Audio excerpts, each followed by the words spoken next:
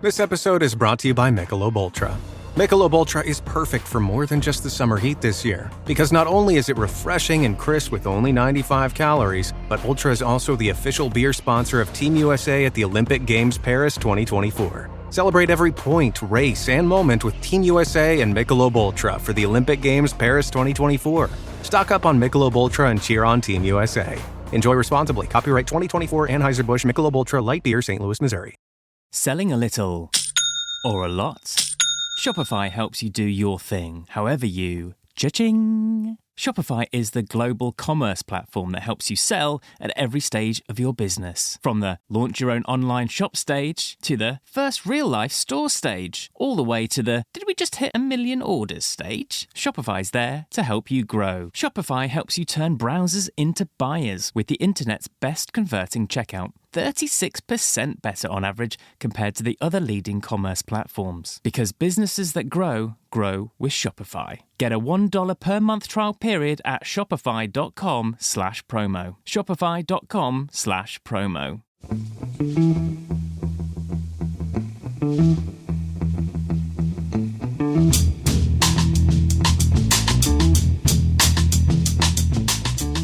Hello and welcome to The Price of Football, the show that looks at the money behind the beautiful game with me, Kevin Day, and Liverpool University's Kieran Maguire. Kieran, how are you this morning? And it is morning. It's 8:30 in the morning, Kieran. This is how much I love this pod that I was willing to go. I understand, Kieran, that you're quite often up at this time of the day. Yeah, afternoon is what I normally call this time of the day. I've done a few interviews already. Wow. And I'm off to London. Might be meeting somebody for a curry later on. Yeah, you might be. I might well be asleep by that time, as I've been up so early.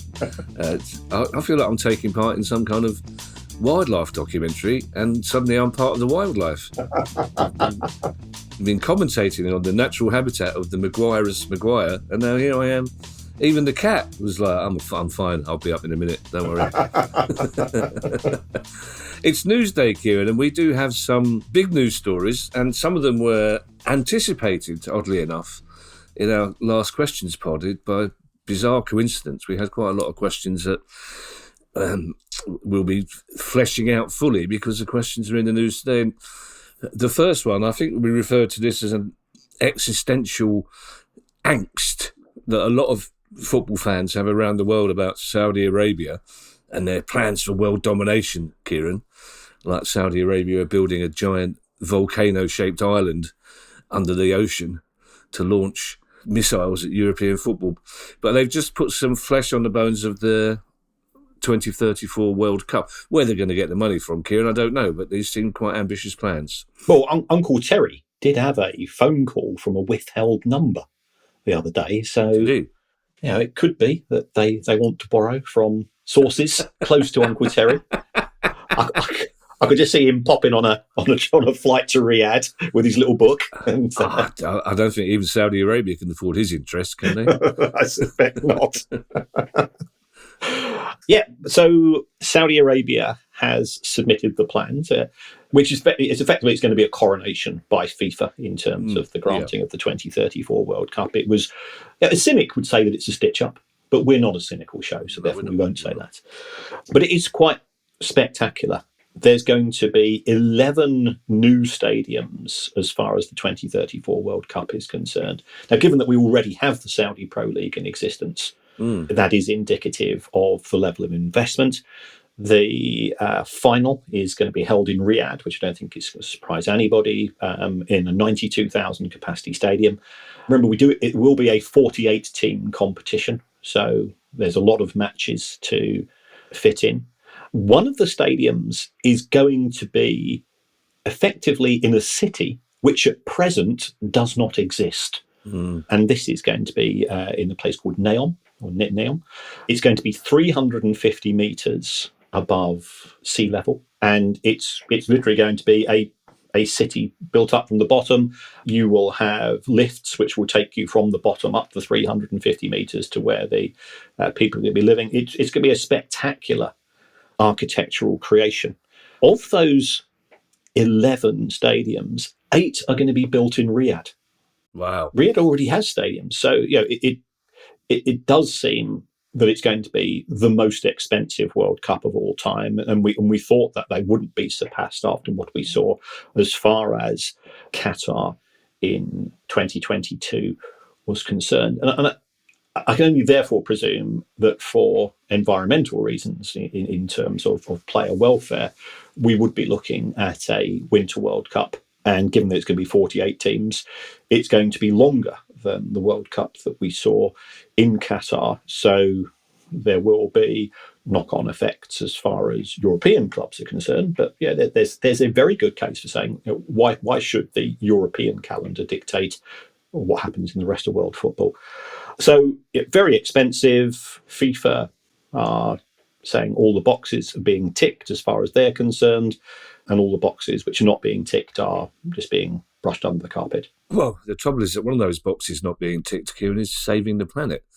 There's no doubt this will have a massive environmental impact, building all those new stadiums and cities. And the simple fact as well that there are 48 teams. That's twice as many as, even 10, 12 years ago. You've had a 2014 World Cup. So now you've got twice as many countries flying all over the world into Riyadh. So FIFA tend to keep quiet about that sort of thing, but I think it's almost impossible to put a financial figure on the environmental impact, isn't it? Yes, I think this is. I mean, to be fair to Saudi Arabia, they are looking to diversify away from an oil-based economy, and they are one of the countries which is investing huge amounts in solar energy and other environmentally friendly forms of energy. So that can't be denied.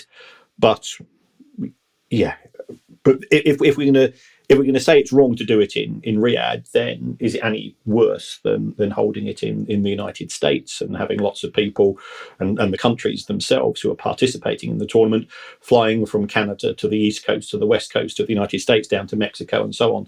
So if we are going to be critical, then I think a much broader issue and a much more detailed forensic analysis in terms of environmental consequences needs to be undertaken. But FIFA or UEFA, if it's their competition, they will employ a firm of consultants which will come out with a report which says all is good, because that's what they've been told to do.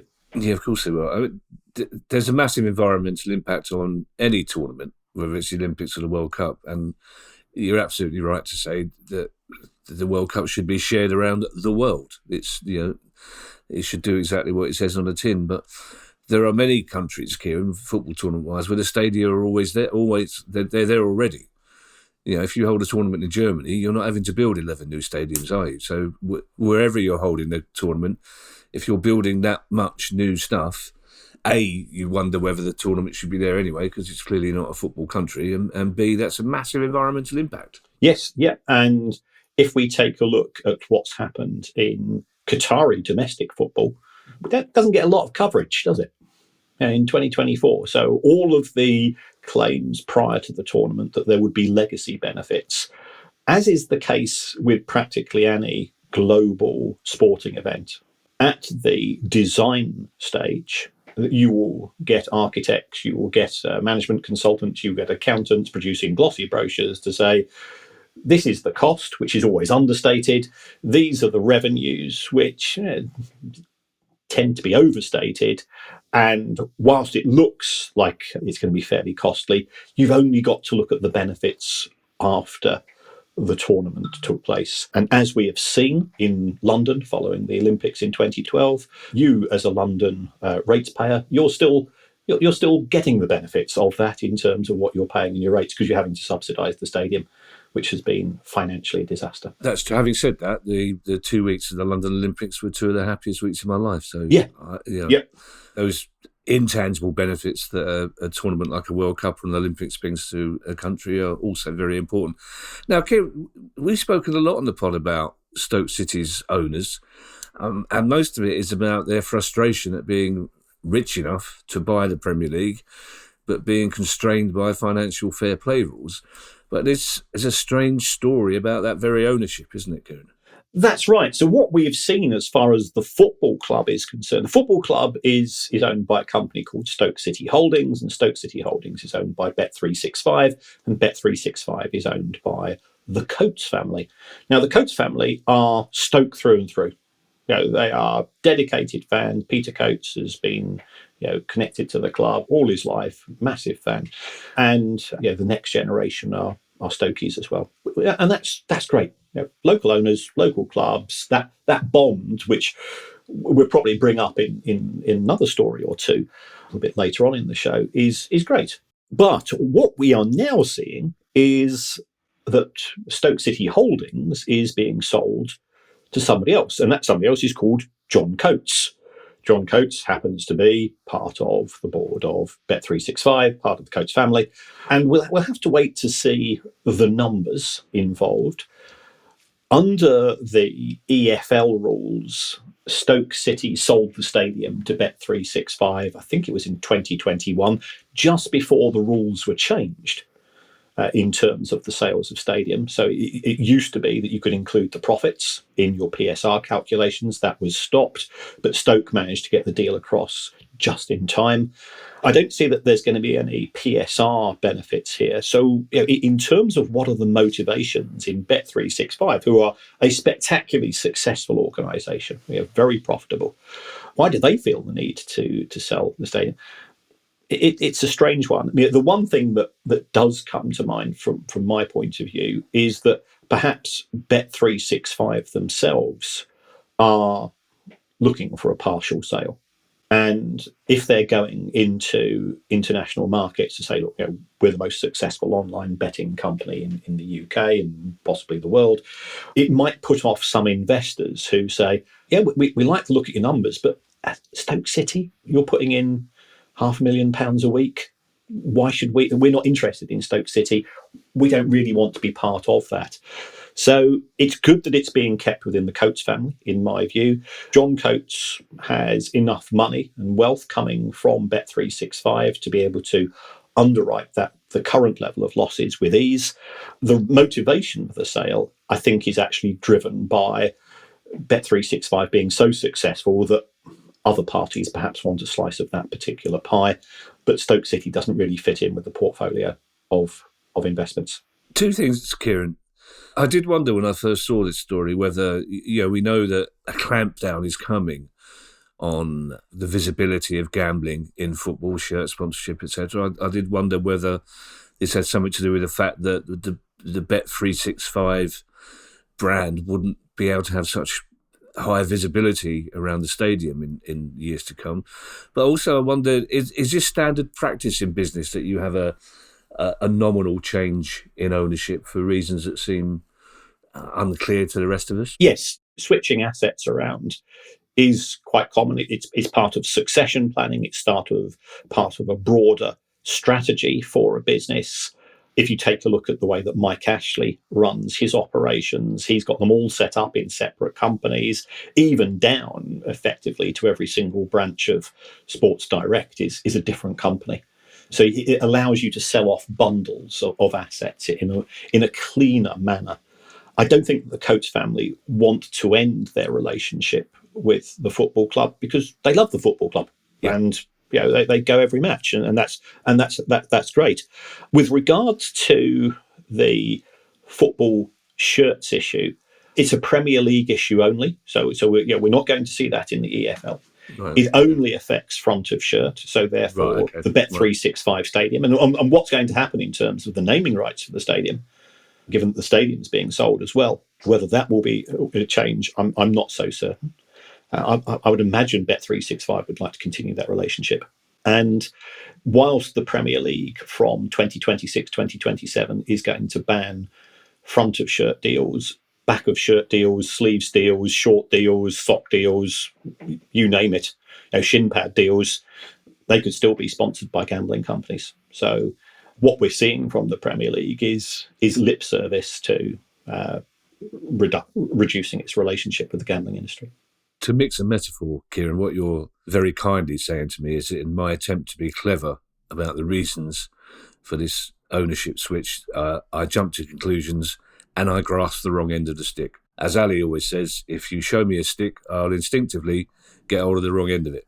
But it would be bad news for Stoke if the Coates were to leave the club. It would be very bad news for the area as well, because they're passionate about the city and about the region, both of which are kind of overlooked when people talk about economic failings and lack of investment in the past 20, 30 years, haven't they?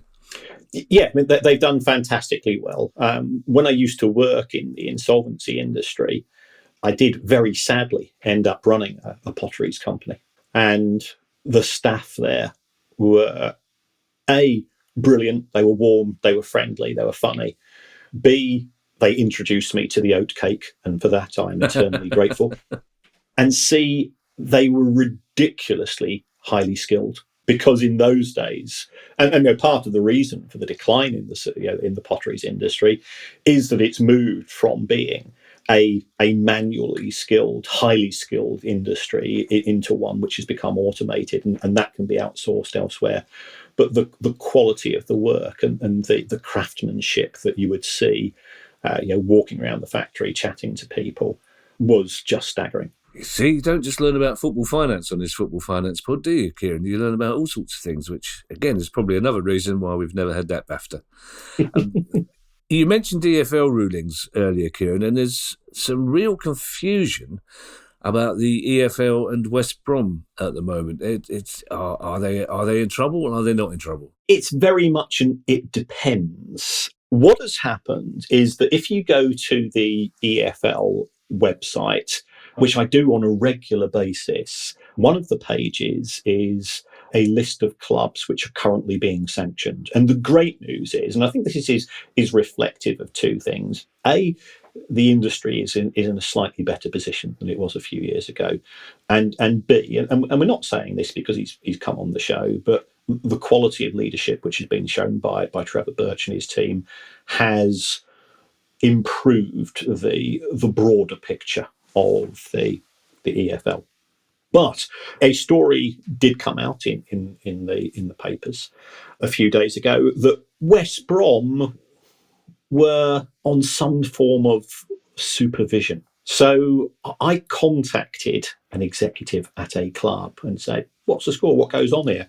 And their reply to me was, the reason why West Brom are in the current position, in their opinion, was that, as well as looking at the accounts, and the accounts are looking in the rear view mirror of the club. They're saying, well, what did you do in 2023 and 2024? And we're now moving to 24-25, is that the EFL actually ask clubs to submit future financial information, i.e. effective budgets, in terms what they think their expected PSR position would be by the time that the 2024 accounts are submitted. Now, if it's likely that there could be a breach, what the EFL would normally do is they would agree an informal business plan with the club, and they'll try to concentrate on saying yes or no to deals in order to ensure that we have compliance. And because what the EFL doesn't want, because they feel that it's bad for their brand, and it is, what they don't want is more commissions and more points deductions and more accountants and lawyers determining who gets relegated, who gets promoted, who gets into the playoffs, and so on. So under such a situation, the West Brom are not formally under an embargo, but they're unlikely to be acquiring players that would put them further in breach. And the EFL will be saying, look, the exit door is probably more important than the entrance door as far as West Brom are concerned. Now, it's working in alignment with clubs. The Premier League doesn't have the same rules. There tends to be a sort of bit more clear blue water.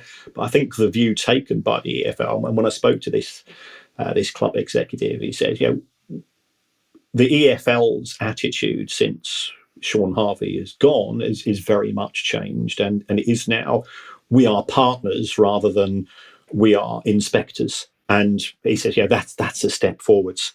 So, the EFL is trying to help clubs to avoid breaching the rules, and that's the current position we have with West Brom.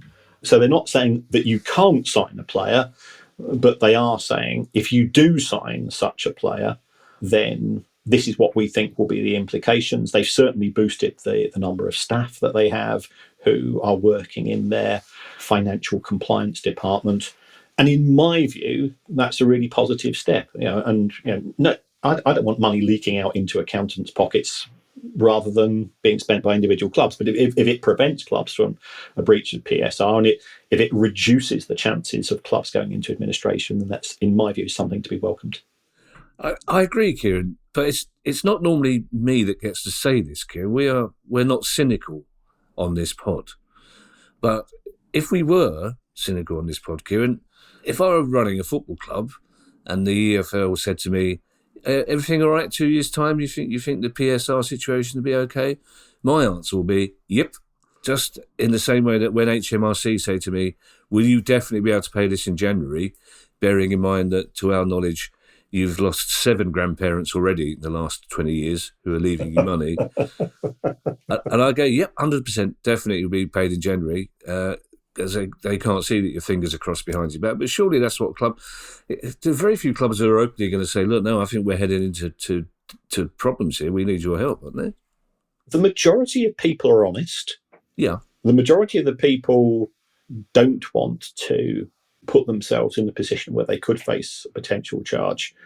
And there's a case for saying, if the worst does happen and West Brom end up in a charge in 12 months' time, if they can evidence that they had been working in conjunction and had provided the EFL with A, information, and B, accurate information, then that would act as a mitigating factor. And certainly if we go back to what we've seen with regards to Everton, when Everton were initially given a 10-point deduction, which was then reduced, part of Everton's defence, which was taken into consideration, was that they had worked in cooperation. They'd been proactive. Okay. And I absolutely get the ethos of it's better to ask for forgiveness than approval, i.e. spend the money, gamble on getting going up, and if it doesn't work out, we'll sort it out in 12 months' time. But that only works in certain circumstances, such as me telling the Baroness I'm off to see Spear of Destiny tonight, and we've not seen each other for 4 days. I've not mentioned it to her yet. I'm just writing down, next time I speak to HMRC, I'm going to say, well, a friend of mine who's an expert in finance, he says it's better to ask for forgiveness than approval. So I was going to phone you up and say I've got an issue, but Kieran Maguire said, and then I go, oh, if Kieran Maguire said it, don't you worry, you pay us when you can.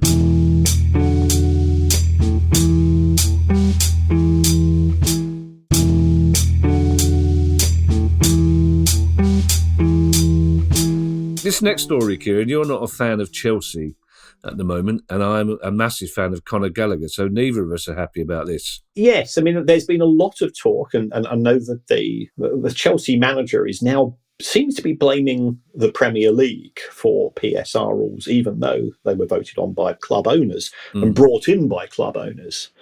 It would appear that Conor Gallagher has been told that he either signs a new contract, which is beneficial to Chelsea, and he's still got time available on the contract, or if he declines to do so, he will be exiled from the first team squad if he doesn't go to Atletico Madrid.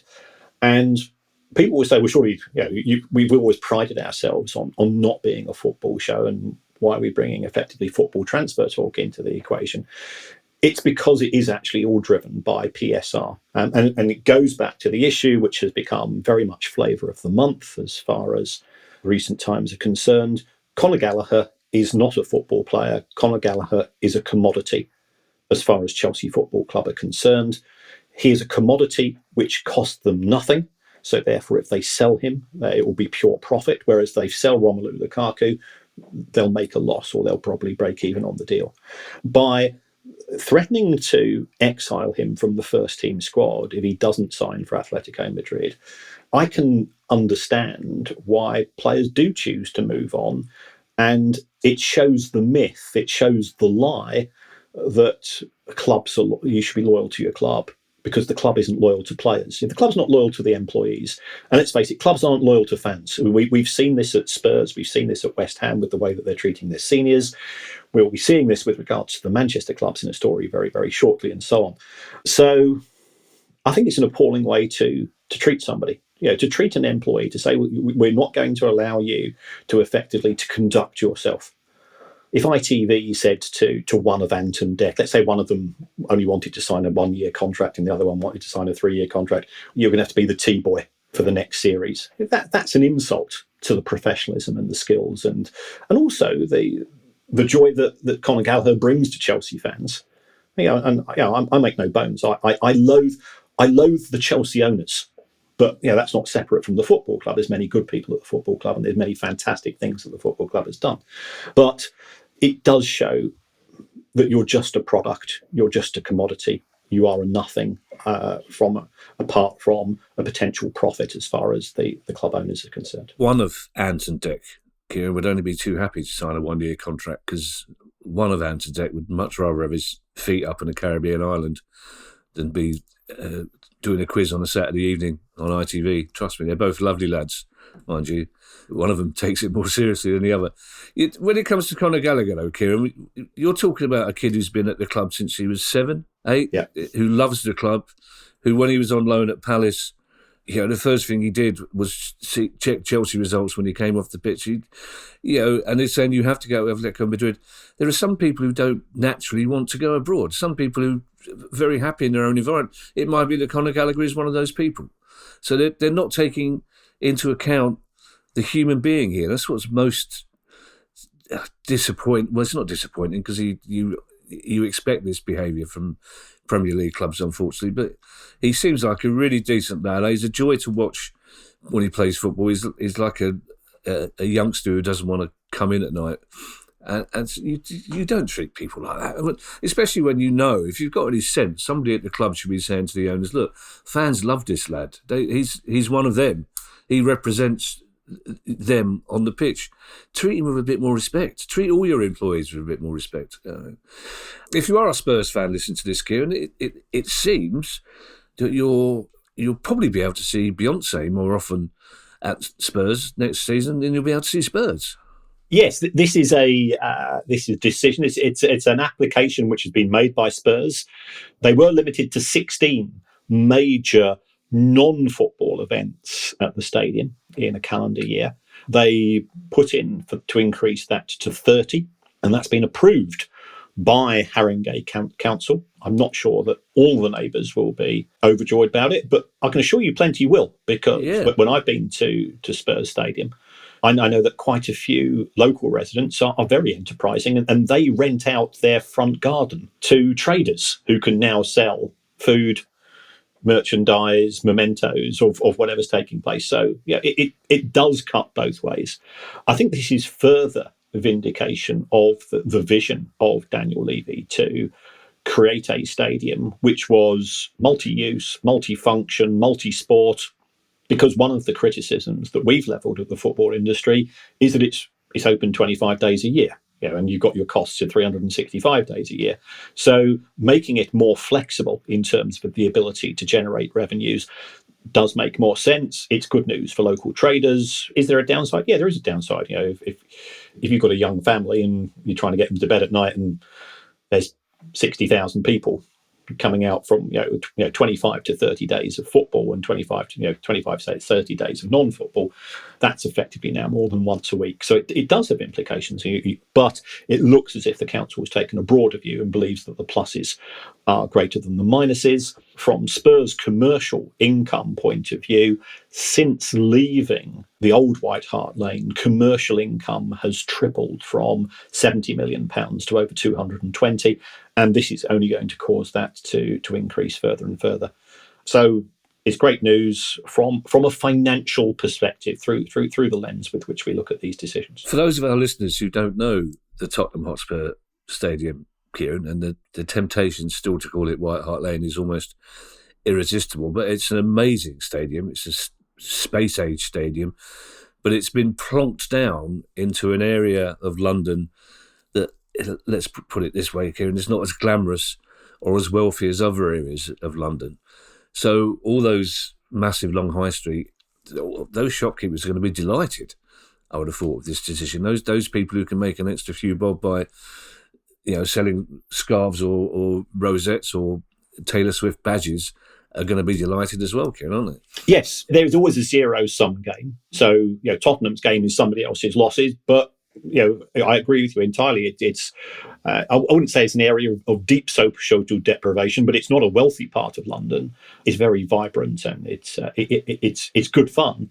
But you've got this creation at White Hart Lane rising above, and it is magnificent. I've been to stadiums all around Europe in the last 12 months, for example.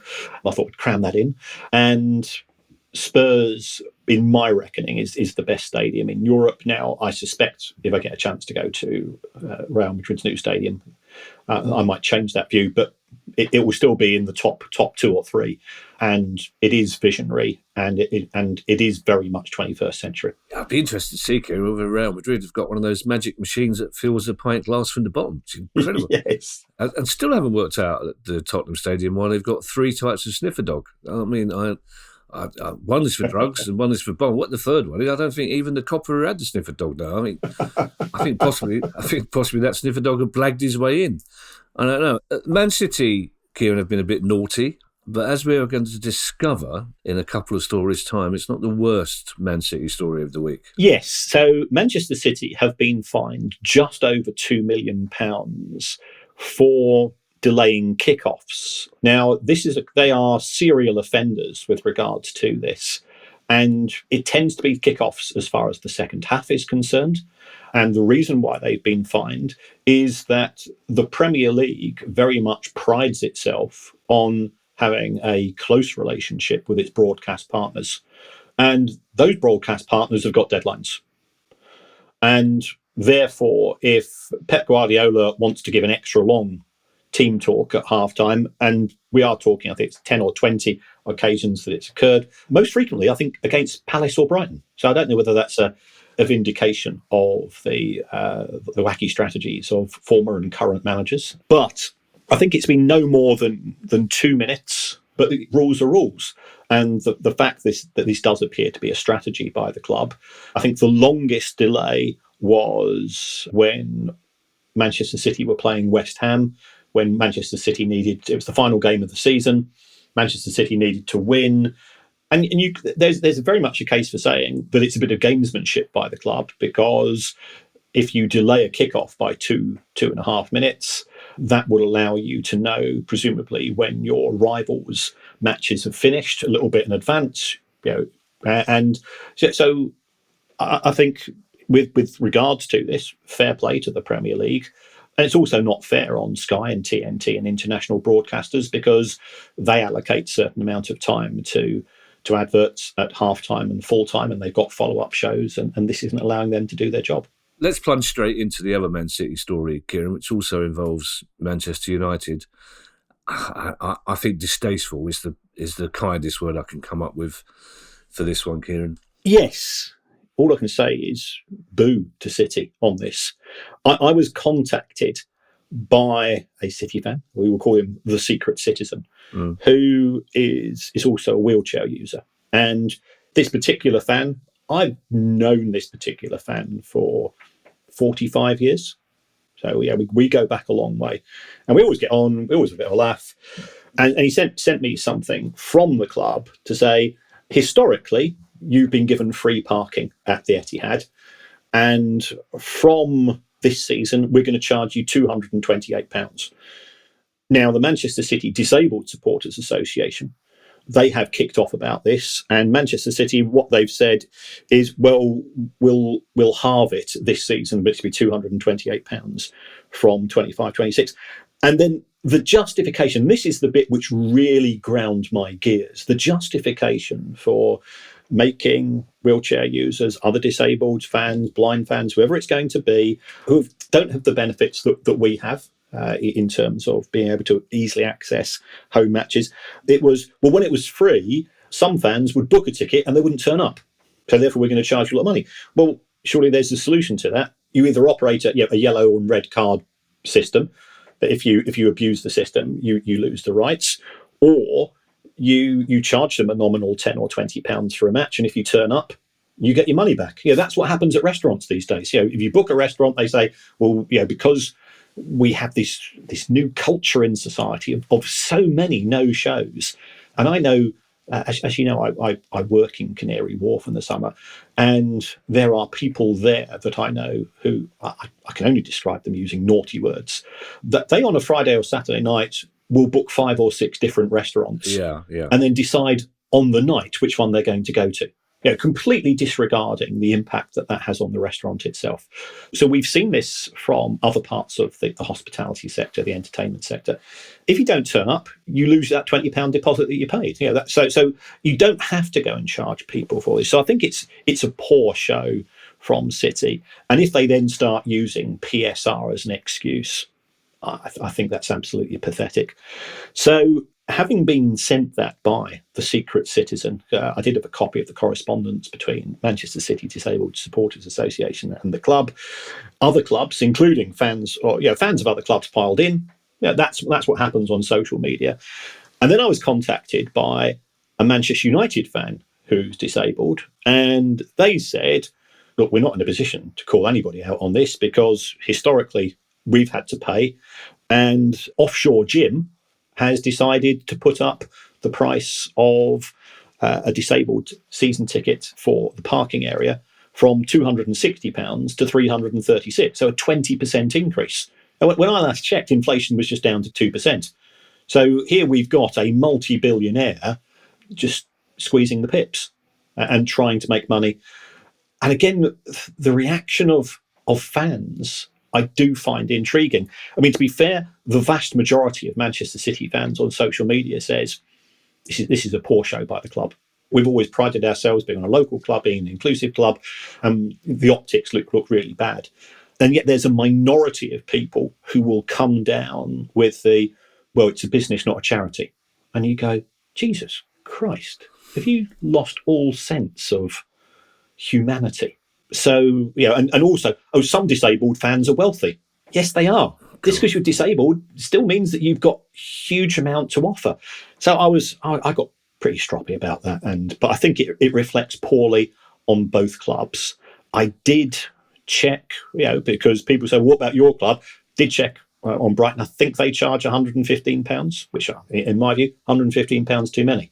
I've not had enough time to go through it on a club-by-club basis. I'd sort of like to do a freedom of information, but this is not poor little me.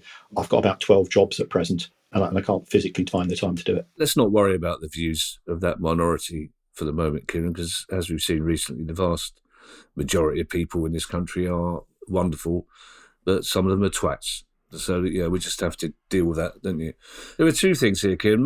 I know a lot of Man City fans and a lot of United fans. They'll be horrified by this, I'm sure. And I invite anybody with an interest, anybody from Man City and Man United, they're more than welcome to come along and talk to us about this. But just what occurs to me, if you're using as an excuse, well, sometimes disabled fans don't turn up for the game, that's possibly because of the nature of their disability. It means that on that one particular day, they haven't been able to get out of the house and into the car and to the ground. So you need to bear that sort of thing in mind. And, come along, Ken. It's like you say, some things should be free. But particular, if this was a National League club who are honest enough to say, look, we're really tight for money here. If we can make a couple of extra quid out of our disabled fans, we're sorry, but this is what we're going to do. And you're open and upfront about it. You'd still say, well, there's other ways, but you'd go, all right, I understand that. This is Manchester City and Manchester United, Kieran. Two global brands, two of the wealthiest clubs in football. When we talk about them recently, we're talking about transfers in millions. We're talking about turnover in billions. You can afford to let your disabled fans park for nothing. Disabled fans that follow you all over the country. Oh, yay. Lloyds Bank, Kieran, have issued a friendly warning to Premier League fans. Yes, they have. I think capacity at the Premier League last season was something like 98.6%.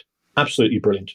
It is an amazing product. And we are both old enough to remember going to matches in the old First Division in front of crowds of less than 10,000 in grounds which could hold 2 or 3 times, 4 times more. So the transformation and also the gentrification of the game has meant that it's become increasingly popular. domestically, it's a fantastic export, not just in terms of broadcast, but in terms of the number of tourists that it attracts to the country. And that's great. The problem is, Old Trafford's not big enough. We've just been talking about Spurs Stadium. Spurs Stadium's not big enough. Many clubs could sell 2 or 3 times the number of tickets that they currently have available for individual matches. And that means it creates a secondary market. Now, if you create a secondary market, it means that you get scammers coming along.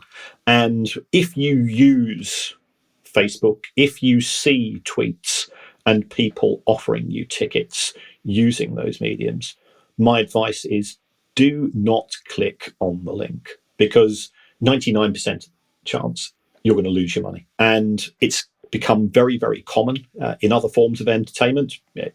People desperate for Taylor Swift tickets, people desperate to see the Foo Fighters this summer and so on. But as much as I loathe the legitimate scammers, the likes of Viagogo and StubHub, they do provide a degree of security which you're not going to get if you're using many of the other social media sites.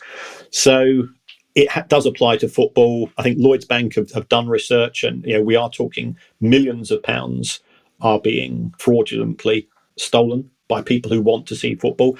And I can understand, you're a Manchester United fan, you're a Liverpool fan, you're a Chelsea fan, whoever it's going to be, you're desperate to see your club.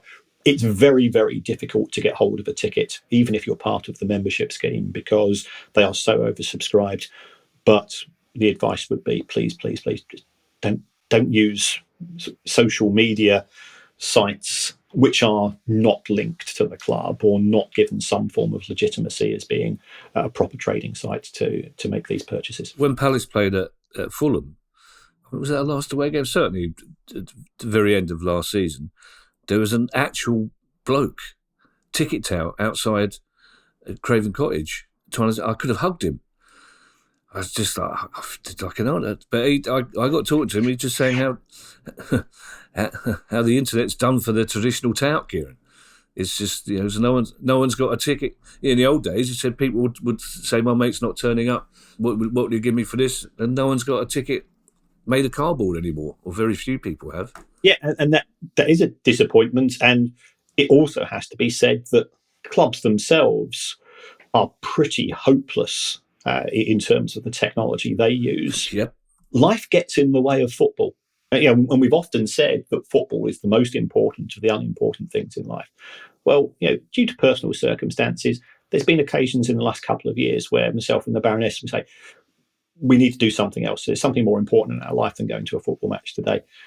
Trying to get rid of that ticket. If I gave that ticket to my next door neighbour who says, I'm not really a Brighton fan, but I'll pop along. If he pops along, he'll have a pint, have a burger. If I do that to my next door neighbour, I get a 10-match ban. I go, well, hold on. When you change the kickoff times, it's just tough, Kieran. If I've got circumstances which means that I can't use a ticket, you're effectively criminalising fans who are trying to. I'm trying to help the club. I'm not making money out of this, but that is the perception which is taken by clubs towards the fan base, and that's fine whilst football's successful. I had to upgrade my phone last week, Kieran, because Ali was going to kill me if I didn't, because she just got fed up with me saying, I can't download that, darling, I'm really sorry, because I had an iPhone 6, which I got the week before the Cup final in 2016, I believe. I was quite happy with the iPhone 6. But I upgraded and I got an iPhone 14. I sorted it all out. And the first thing that happened was that my new season ticket disappeared out of my wallet. And I know what's going to happen when I phone the club. They'll go, ooh, that'll be it. Yes. And then they'll say, any chance, can you tell me how to get the season ticket back? And they go, ooh.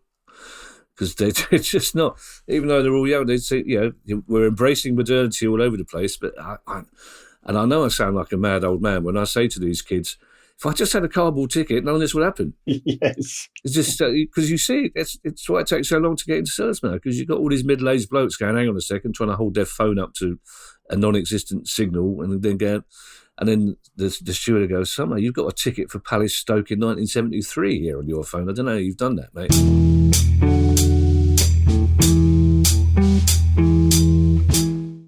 Want a website with unmatched power, speed, and control? Try Bluehost Cloud, the new web hosting plan from Bluehost, built for WordPress creators by WordPress experts. With 100% uptime, incredible load times, and 24/7 WordPress priority support, your site will be lightning fast with global reach. And with Bluehost Cloud, your sites can handle surges in traffic no matter how big. Plus, you automatically get daily backups and world-class security. Get started now at Bluehost.com.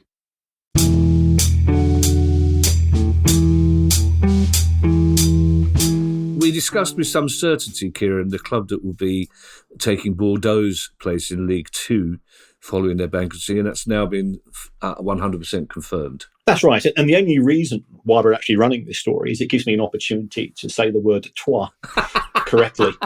That's been really bugging you, isn't it? You're such a perfectionist. I don't know how you sleep at night. You've been really upset that people in France might be worried about your pronunciation. Well, I just felt embarrassed. Well, to be fair, Kieran, there aren't many ways you could pronounce it either. So you managed to mangle it. But, people in France can't pronounce complicated Irish names, can they? Well, neither can I. I have so many cousins in Ireland, I know. You get emails and messages from them and go, AIOBH. That's it starting. Which one are you again? And it'll be Cleaver. Where's the C? Irish spelling is magnificent, and I've got a sister called Siobhan, which I can assure you, growing up in the '60s, trying to spell, because I learned to spell before my sister because I'm a couple of years older, trying to persuade English people that was a genuine spelling of a name. Where's the V? Where's the V? It's a BH. What do you mean BH? Yes. Lovely name, Siobhan, isn't it? Beautiful. Yes. Yeah. So Troyes have been reinstated into Ligue 2 following Bordeaux's bankruptcy. But I think more importantly, Bordeaux themselves seem to be going from crisis to crisis. So where they're going to be playing, if they're going to be playing in 24-25 is an ongoing concern. And remember, this is the club that won the French title only 5 or 6 years ago. So it's sad. I think it is indicative of the crisis that's in French football. If you notice, if you follow the transfer market over the course of the summer, I think Marseille have signed a couple of players, and that's about it. There's been no movement because the TV deal is dreadful. There's huge amounts of uncertainty. And for a country which has delivered so much brilliance in terms of football in the last 20 to 30 years, it's a tragedy. I suppose the only equivalence would be, Kieran, if Leicester City here were to go bankrupt. I mean, that's the sort of shockwave you're talking about, isn't it? A team that recently won the Premier League, God forbid, of course, that would happen. But it's that level of shock, isn't it? Yes. I suspect that Bordeaux fans are still completely baffled. Remember, this is a club that had more than 20,000 attendances for every match last season. Been there, yeah. So it's not as if they just slid down and down and down. This is still a club with a rich history and heritage, and you do feel for the fans and everybody else, because people will be losing their jobs, of course. And that's the one thing which we don't discuss, because all of the focus is on the football. Is there an element here, Kieran, when a brand, for want of a better word, is so big, so previously successful, that nobody thinks it's possible that the worst could happen, and everybody sort of sits back and thinks, well, somebody else will save it? Yeah, you've only got to look at the number of big retailers that have gone bust historically in this country. You go, what, them? And then you realise, well, actually, the last time I went into Woolworths was to get a quarter pound of pick and mix in 1971. This is going to sound a strange thing to say, but there was a really good documentary on Channel 5 recently, Kieran, and it was about big brands. It's 70s high street brands, and there was a long discussion about Woolworths, which was everybody's favourite shop. But one pundit, it made me laugh a lot. One pundit went, if everybody in the country who'd nicked stuff out of Woolworths paid the money back, they would never have gone bankrupt in the first place. So he must have had about 3 million. Who paid for pick and mix? I don't know anybody who paid for pick and mix. It was Nick and Mix, wasn't it? Of course it was. I was the most law-abiding child possible. I wouldn't actually nick stuff, but I would put really expensive sweets in and wrap it up and pretend they weren't really expensive sweets. That's the limit. It's hardly Uncle Terry, Kieran. I don't think Uncle Terry wouldn't have lasted long as Oliver Twist or Uncle Terry's Fagin. But yeah, I used to leg it out of there thinking I was a master criminal. Now, how's your pronunciation, Kieran, when it comes to Salford City? I'm not too bad. Marquis Smith's residence, of course, upbringing, the proper Salford man. All right.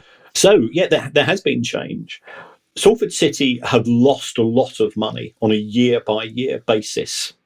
They have grown the fan base from hundreds to a couple of thousand, and fair play to them for that.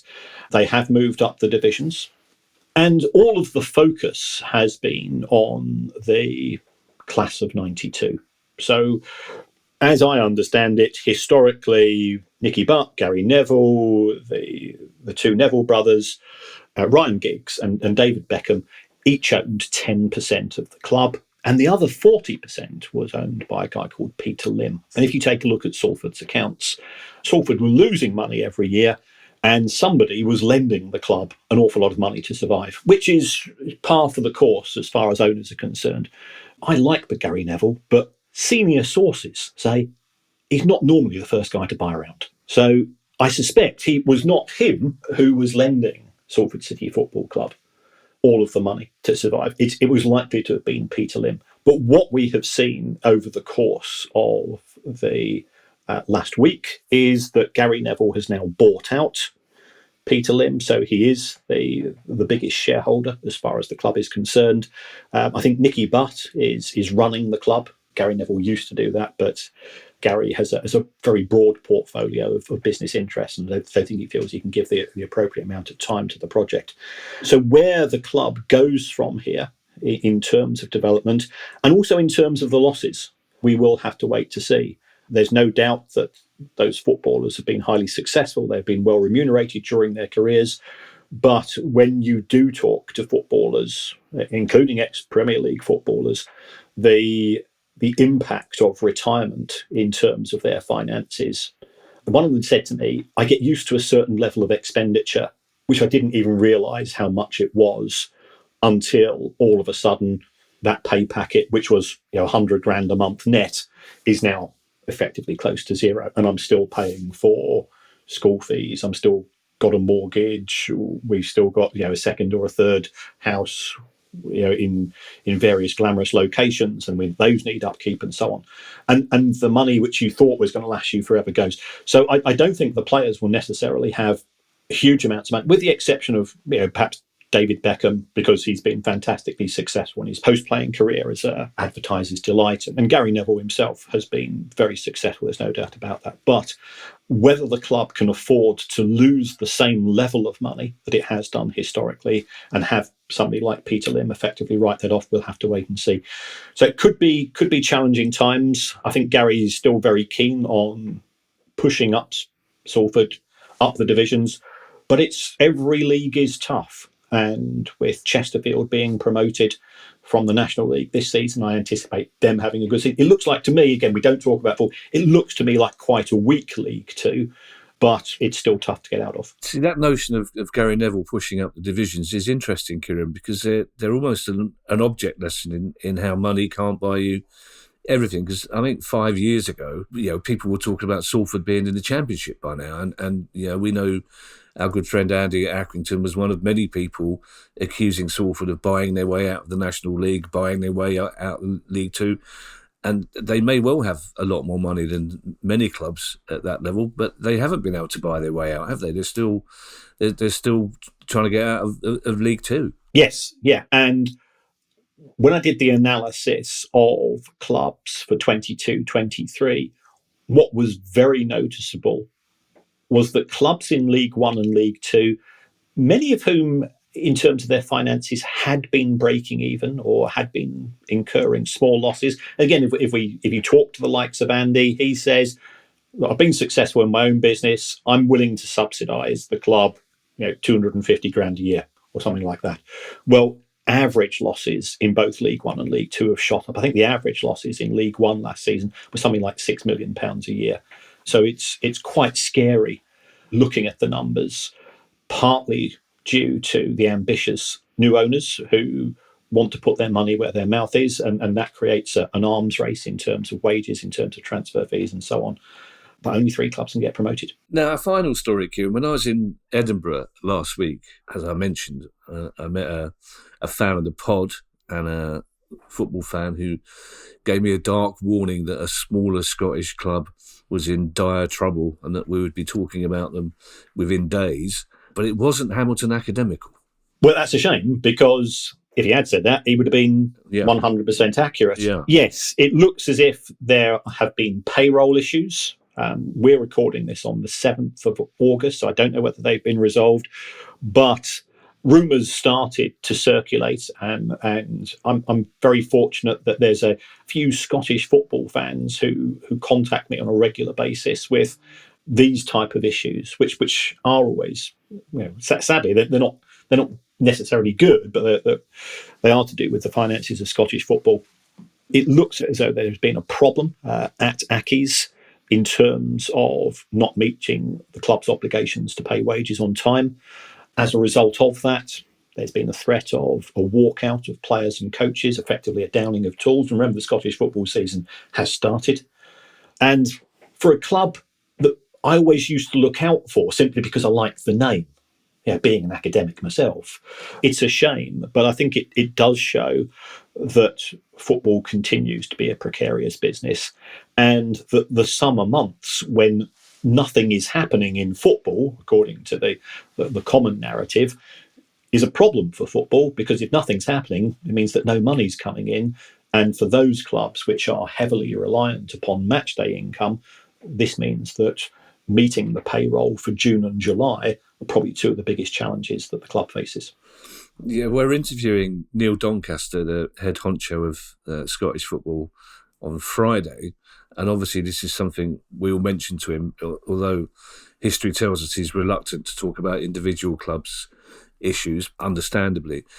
Would you know, Kieran, what Hamilton's wage bill would be? Not from their accounts, because like many smaller clubs, they take advantage of small company legislation, and they don't produce indications as to their revenues, wages, transfer. I can work out transfer costs because they're 0, but that's about as far as it goes. Well, producer Guy, as always, will be on the ball and will be trying to contact Hamilton and Hamilton's fan base to see if anybody does want to talk to us. But if any of them are listening and you want to talk to us, then please do get in touch.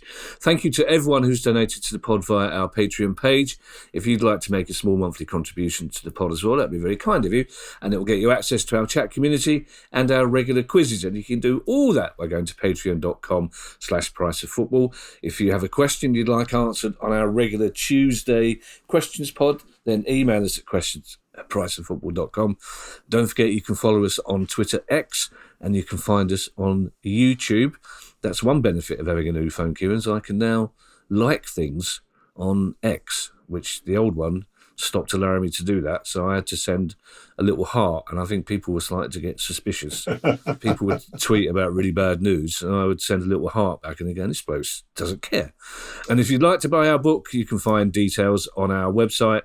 Same address, priceoffootball.com. The paperback will be out in less than a month. So as I say, we'll be back on Tuesday with our questions pod. In the meantime, I shall hand you over to Mr. Kieran Maguire for his customary farewell.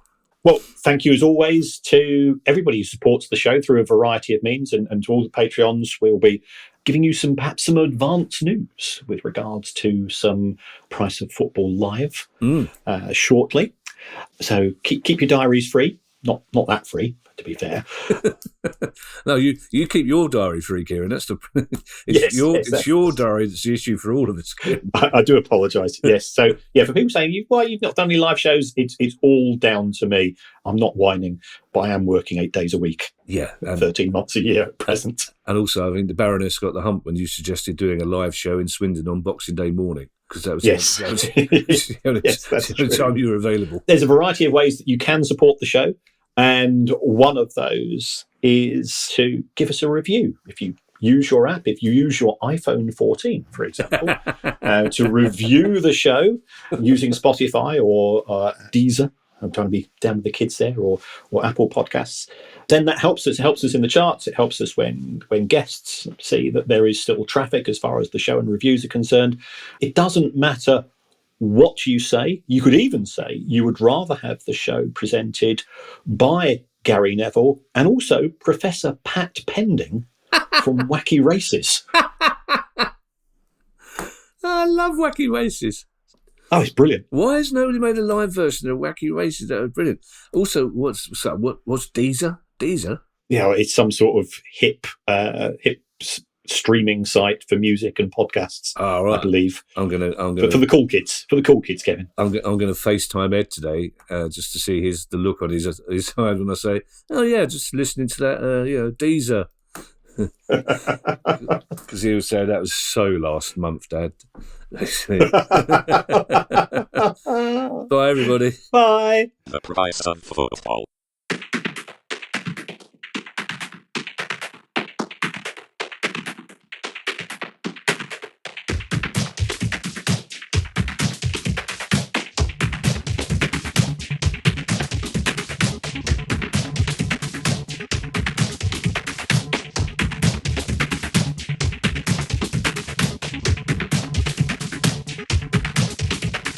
The price of football.